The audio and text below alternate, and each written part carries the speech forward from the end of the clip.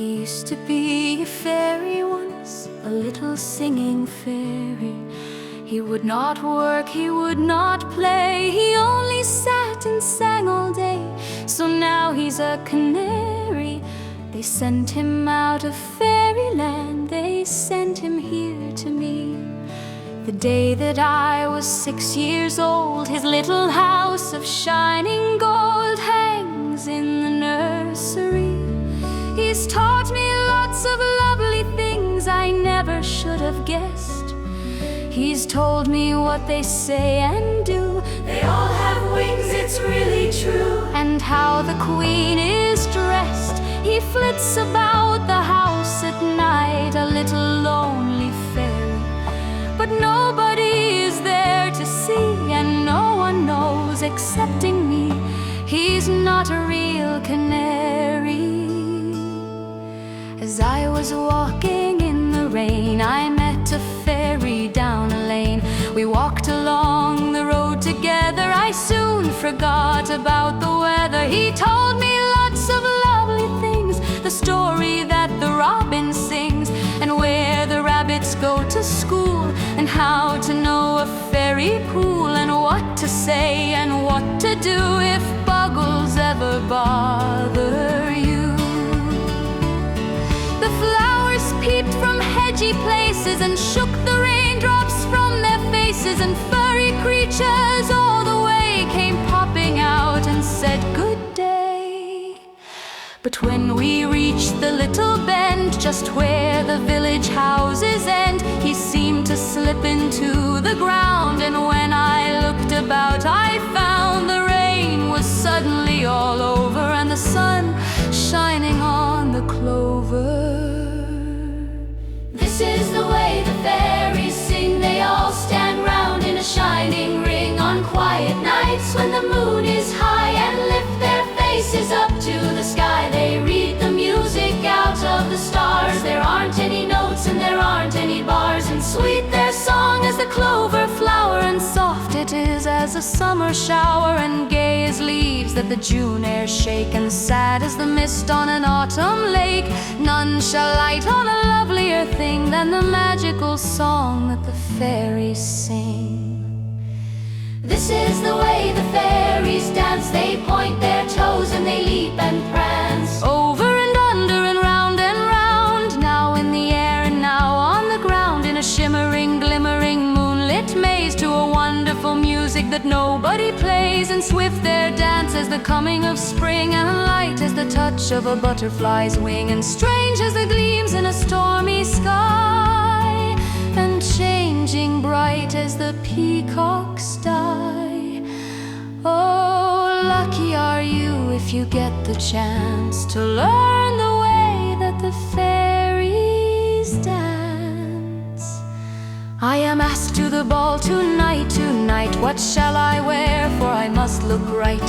Search in the fields for a lady's smock. Where could you find you a prettier frock? I am asked to the ball tonight, tonight. What shall I do for my jewels bright? Trouble you not for a brooch or a ring. A daisy chain is the properest thing. I am asked to the ball tonight, tonight. What shall I do if I shake with fright? When you are there you will understand that no one is frightened in fairyland. My brother has a little flute of gold and ivory. He found it on a summer night within a hollow tree. He plays it every morning and every afternoon, and all the little singing birds listen to the tune. He plays it in the meadows, and everywhere he walks the flowers start nodding and dancing on their stalks. He plays it in the village and all along the street. The people stop to listen, the music is so sweet, and none but he can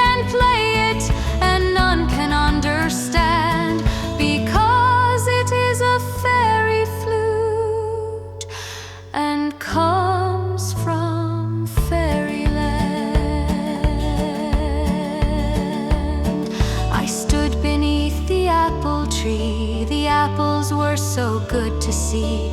Very high above my head I saw them shining round and red. A robin sang a tiny song, and after I had waited long, a fairy in the apple tree threw an apple down to me.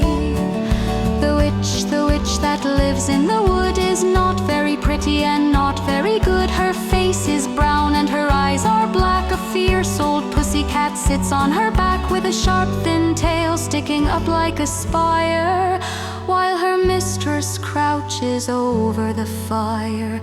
Be the day cold or be the day hot, watching her strange little bubbling pot.